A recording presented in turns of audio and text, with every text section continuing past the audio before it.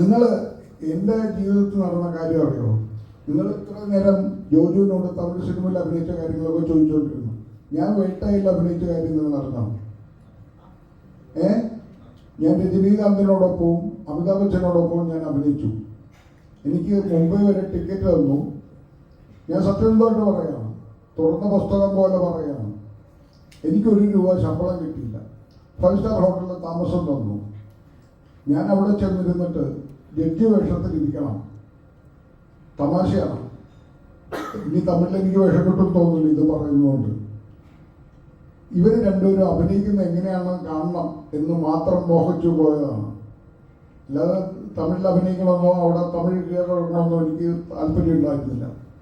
ഞാൻ ആ ജഡ്ജി വേഷം കെട്ടി ചേംബറിൽ കയറി ഇരിക്കുമ്പോൾ ഒരു വശത്തിരിക്കുന്നത് രജനി സാറ്, അപ്പുറത്ത് അമിതാഭ് ബച്ചൻ സാറ്. അപ്പോൾ ഒരാളുടെ പെർഫോമൻസ് ഞാൻ കാണുകയാണ്. എനിക്ക് എൻ്റെ ഷോട്ടില്ല, എനിക്ക് ഇവരുടെ പെർഫോമൻസ് ഒന്ന് നേരിട്ട് കാണണം.